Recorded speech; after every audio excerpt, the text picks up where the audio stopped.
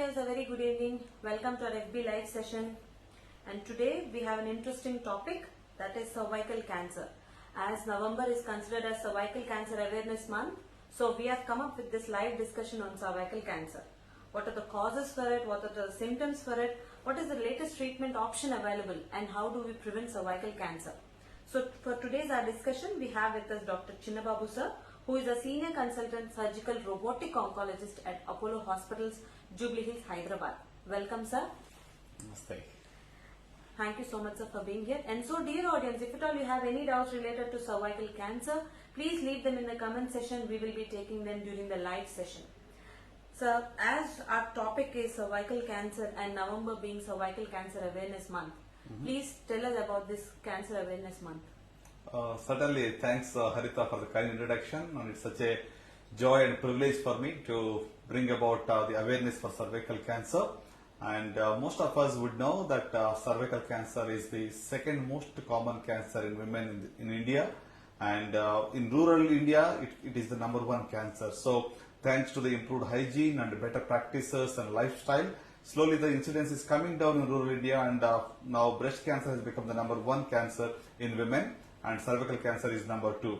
So having said that, cervical cancer is such a common disease, especially in this part of the world. So that's the reason there is so much need for us to have awareness for this disease. And the point that I want to strike home for all the viewers today is that this is one cancer which can be really prevented with a beautiful vaccine available. So in that sense, it's a preventable cancer, and that's the reason globally this month is an awareness month for cervical cancer.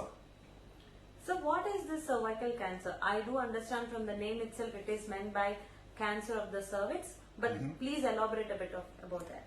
Sure. So cervical cancer is basically the cancerous cells are seen in what is called as cervix. Cervix is nothing but the mouth of the uterus. So this is the commonest, one of the commonest cancer, as I said before, second most common cancer in women. And at cervix we find this cancer. Quite a few years ago it was number one, and as I said before, thanks to the lifestyle changes, it has become now number two cancer. Still it is a very prevalent and very common disease that needs to be addressed. So the cancerous cells occurring in the mouth of the uterus is the cervical cancer. So this is something that we need to be really aware of, and we can definitely conquer this disease if only we have the right awareness and preventive steps. If we can really follow them, I'm sure this can be conquered. So sir, before going on further the causes and all, so sir, there is I don't know whether it is a myth or is it a fact that when exposed to HPV, the body's immunity system typically prevents the virus from doing the harm and resulting in cancer. Is that true? See, the very occurrence of cervical cancer, most of us know the cause is an infection called human papillomavirus infection. So the exposure to this infection is the main reason for cervical cancer. So it doesn't really give you a protection or your immunity by itself, because the virus is seen very commonly. The human papillomavirus is not a very rare virus that you see only in a few people. If you can say about 80 to 90% of the women, especially sexually active women, would be having human papillomavirus. So it is not a rare infection to have. So it's a very common virus that is seen. So HPV infection per se doesn't give you any protection or immunity here. It's a myth actually. So the infection with this virus is the reason for cervical cancer actually. So sir, if we take HPV vaccination, so will that prevent cervical cancer? Oh, certainly. I think that is the biggest message that today we are driving home today, to especially to all the viewers, that this cancer is really preventable. When I say it's preventable, you have a definitive method of preventing this disease. It's not just about lifestyle modification or all other stuff which are in general for many cancers, but this cancer has got a specific vaccine available. So the vaccine, that is human papillomavirus vaccine. So this has got a very, very high efficacy, and this would give more than 99.9% protection, and it definitely can prevent cervical cancer. So lack of awareness for this vaccine is another significant step why we still see this as the second most common cancer in women. So, apart from the HPV infection, what are the other causes for the cervical cancer? See, cervical cancer is predisposed by various risk factors. See, especially young age of onset of sexual intercourse, multiple sexual partners, HIV infection, people who are smoking. So these are the people who have less immunity. All of them are at a high risk for cervical cancer. But again, in and through all this, what is most important is the infection with HPV virus. There are various types of human papilloma viruses. Multiple types are available. And the most common viruses causing this is human papillomavirus type 16 and 18. So these are the most common ones which would lead to cervical cancer. So, sir, as cervical cancer, as you said, it is at the mouth of the vagina. So, The uterus. The uterus. So, this cancer can even lead to the vaginal cancer in the later stages, or So- is it different? Yeah, I think this is a good question you have asked, Harita, because the onset of the disease can be at cervix to begin with, and as the stage increases, so gradually the disease spreads to the adjacent organs. So in that sense, it has a potential to spread to the upper one third of the vagina or to the lower one third of the vagina, and then it can go on to the urinary bladder and also into the rectum once the stage goes on to become 4. So as the stage increases, the adjacent organs also will get involved. So, please tell us about the stages for the cervical cancer and what is the risk that can be avoided if at all if it is diagnosed at the early stages.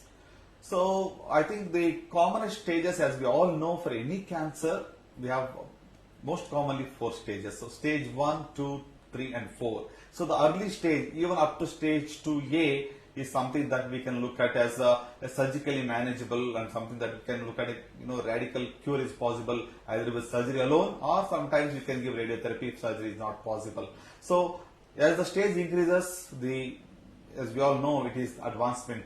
So that's the reason the disease goes on to spread to other parts, maybe to the lymph nodes or to the surrounding organs. So most commonly we have 4 stages, and this staging is most of the times is done either by clinical examination or by doing some investigations, what we call as radiological staging. So with that we will be knowing the exact stage, and based upon the stage we have a treatment recommendations for each patient, which is very unique. So, how do we identify? See, unless and until a woman self realizes that there is some abnormality happening, so she might not go to a doctor and show herself, because these are the most common things that women might be hiding commonly. Sure. So, what are the identification marks or symptoms that women should be aware of? I think this is a very, very pertinent question, Harita, because the awareness of the common symptoms, because that's where people do ignore and they neglect the symptoms, and then they end up very late.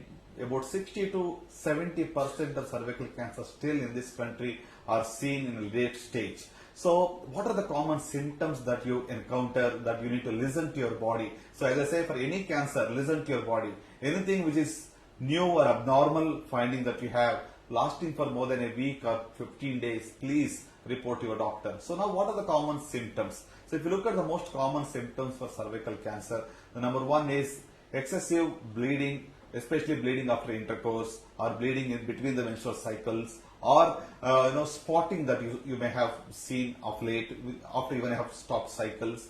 The other thing is excessive white discharge, foul smelling discharge, or it could be if the stage has gone further, spread to bladder or rectum, and you will have a vague backache and you have a loss of appetite. So all the advanced stage features like weight loss, loss of appetite, bony pain, all those things will set in. But the most common things is excessive discharge, especially white discharge, or bleeding after intercourse, or the foul smelling discharge. They are the most common symptoms that one has to give attention to. And so, sir, as we identify, the women identifies these problems, they might be first going and showing it to a gynecologist. Yes. So what is the diagnostic procedure for this cervical cancer? Are there any tests that are recommended to be undergone regularly? Sure. See, the diagnosis of cervical cancer, once you have these symptoms, you report to your doctor, most commonly a gynecologist or a gynecologic oncologist. So now once an oncologist examines the clinical examination, the history and your complaints and risk factors, all that is taken into consideration, and then we'll do a clinical examination to check for any abnormality in the cervix. So this is just an outdoor examination.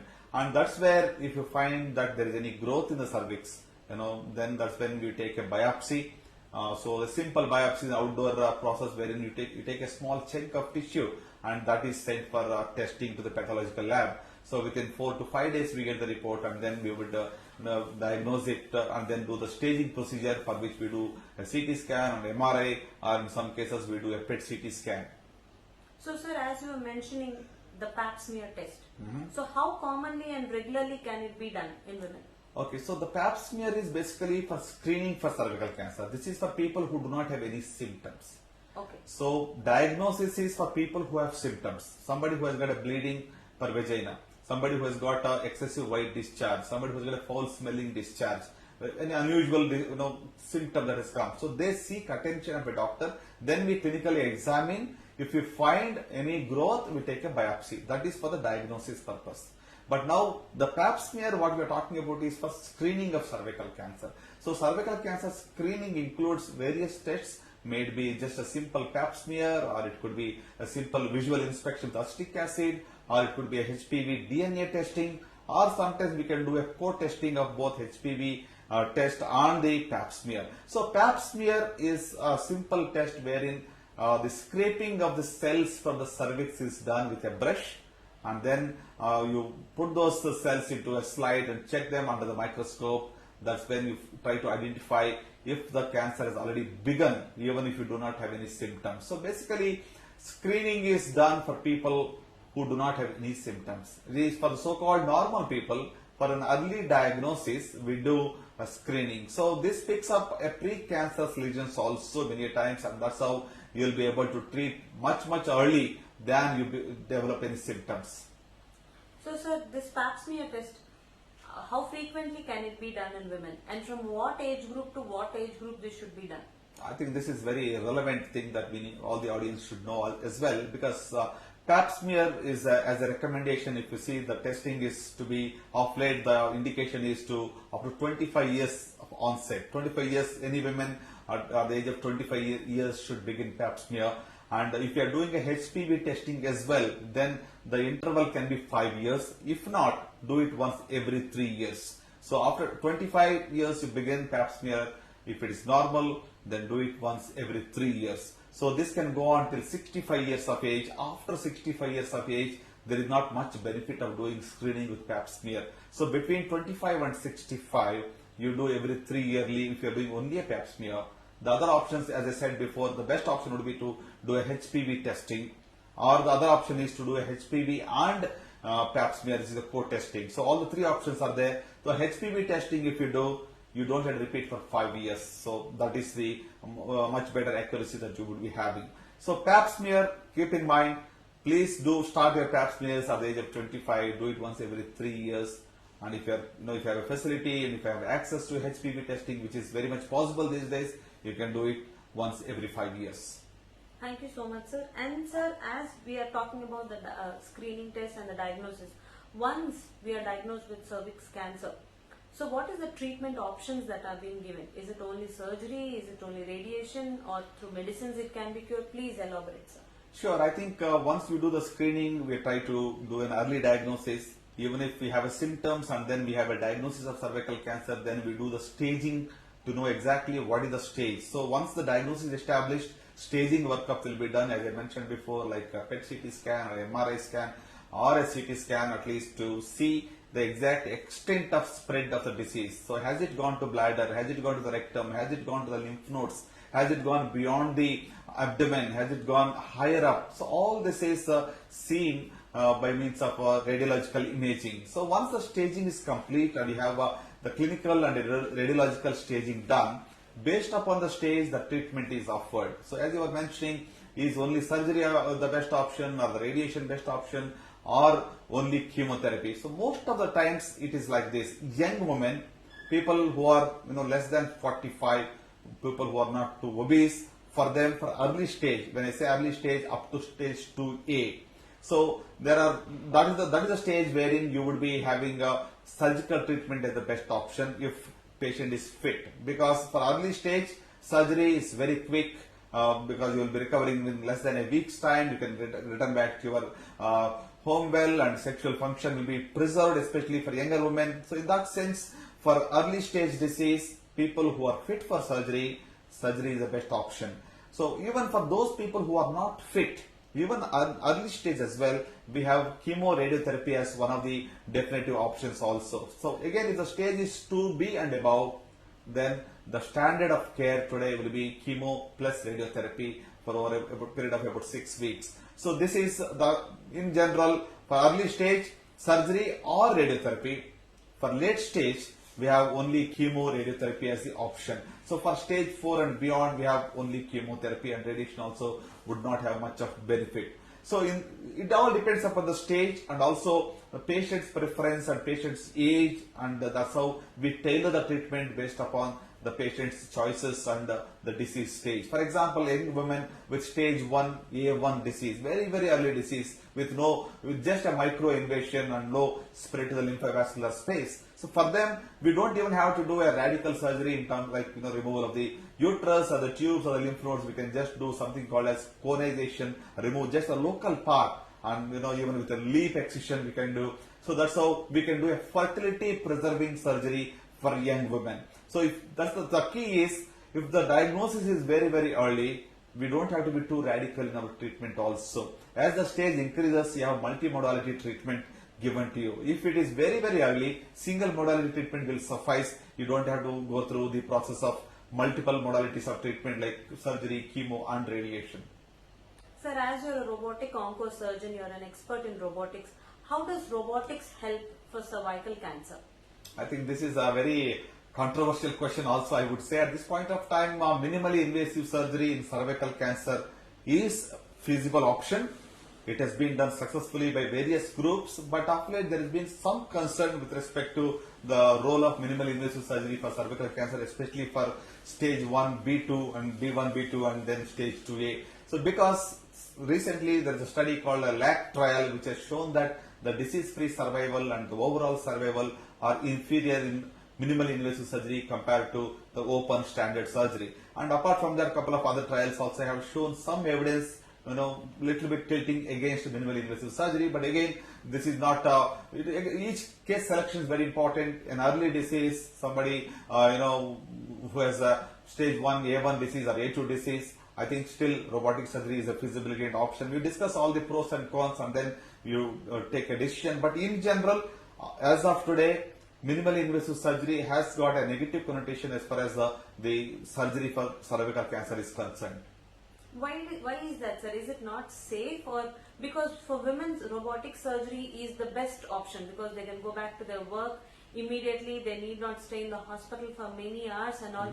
What could be the reasons behind that? So I think there is a multifactorial. Again, it depends upon the surgeon training. It depends upon centers in which the trial was conducted. There is a lot of fallacies for the whole trial that was conducted, which showed a little bit of negative results. So more importantly, I think conization, as we go closer to the cervix, when you're doing a radical surgery, that's where probably with minimally, especially laparoscopic surgery, there's been some experience wherein it shows that you tend to go close to the margin of the disease. That's the reason there is a disease-free survival and overall survival less. But in our experience of doing more than 50 robotic surgeries for cervical cancer, we have had fairly good outcomes, and there is no difference with the disease-free survival or the overall survival in our experience. So it is a debatable concept, but again we discuss all the options with the patient as transparent as it can be, and then take a decision in the right interest of the patient.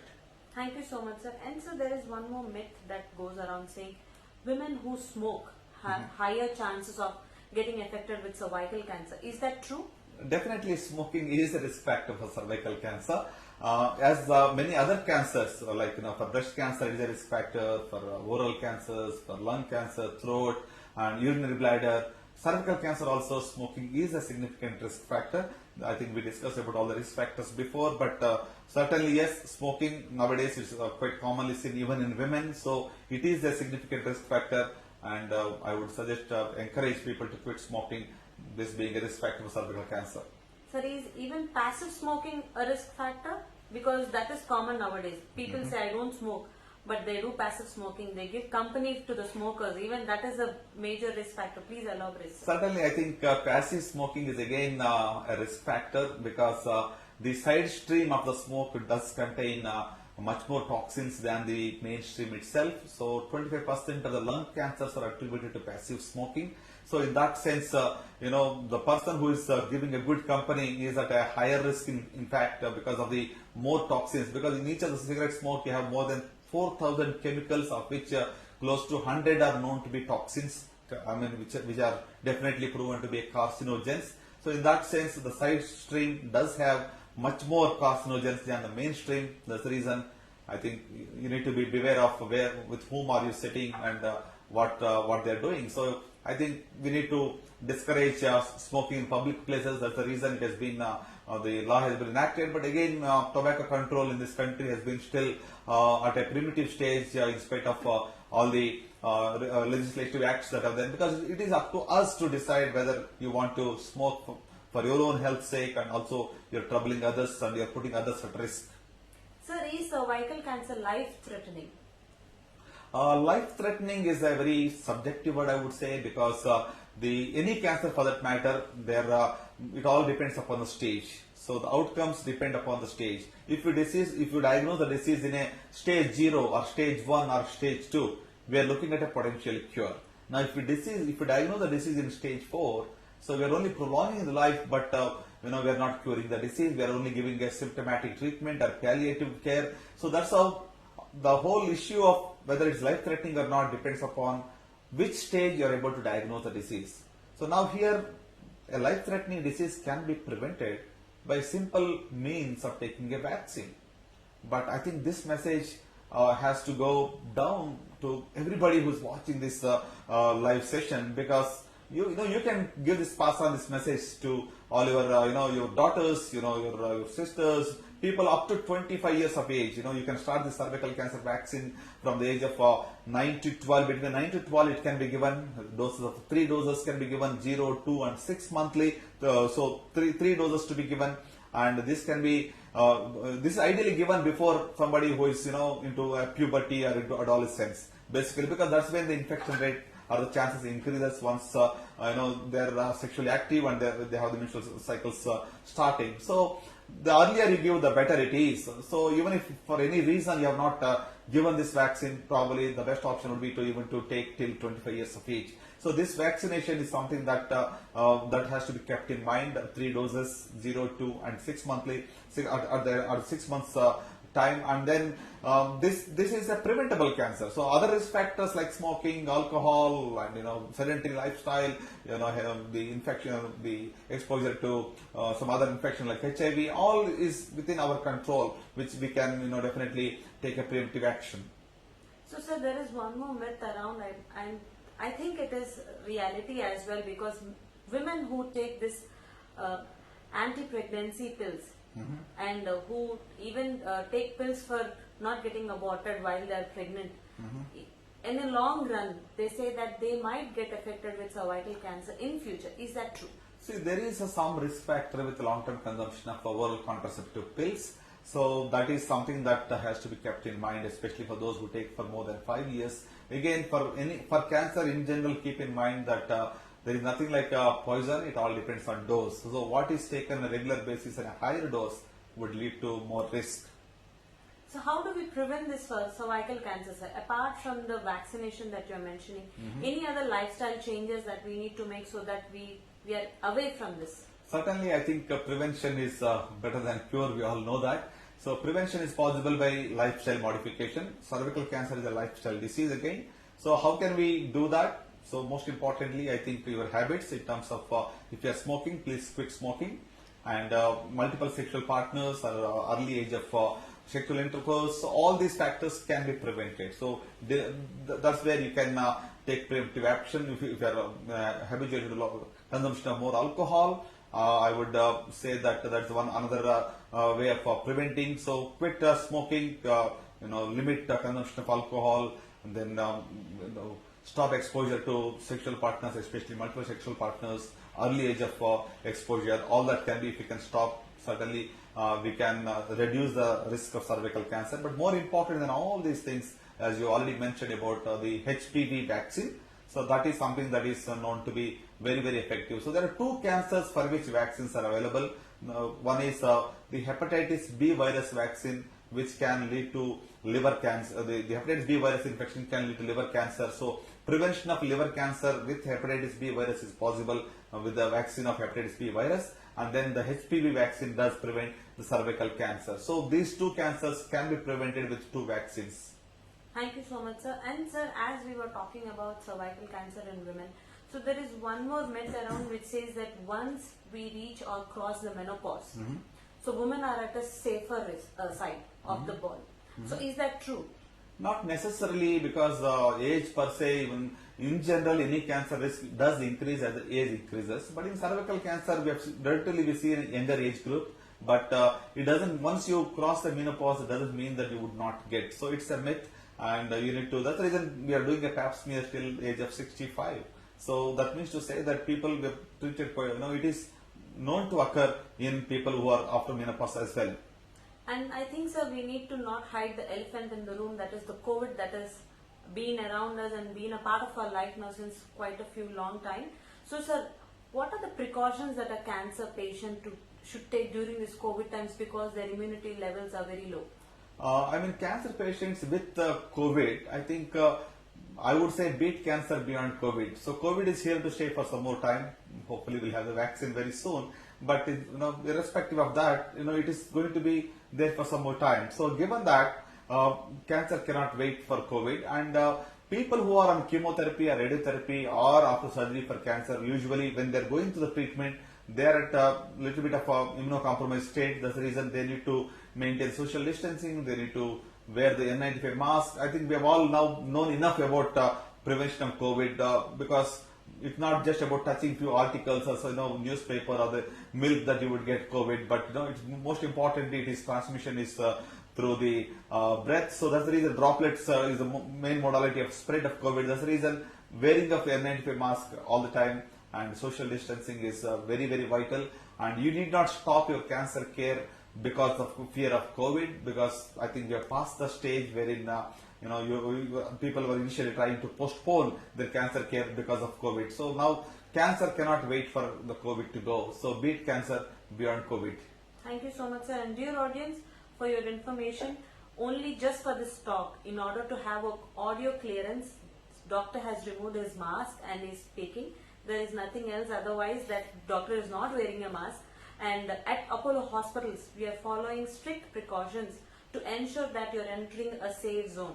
We are having regulatory checks in the entrance, and we are following the hand sanitization regularly. All our staff do follow, and physical distancing is maintained even in the OPD areas and inside even the doctor's consultations rooms as well.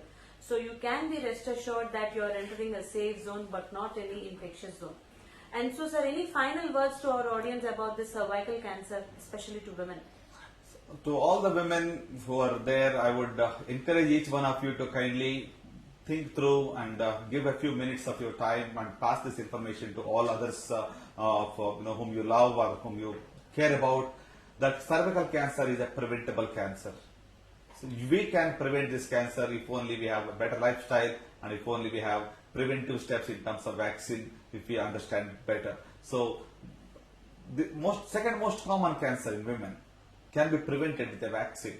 What a good news that we have. Why don't you spread this news across? Why don't you take a decision to vaccinate your daughter as early as possible, and tell this news to many others so that we can certainly conquer this disease. So cervical cancer can be beaten, can be conquered.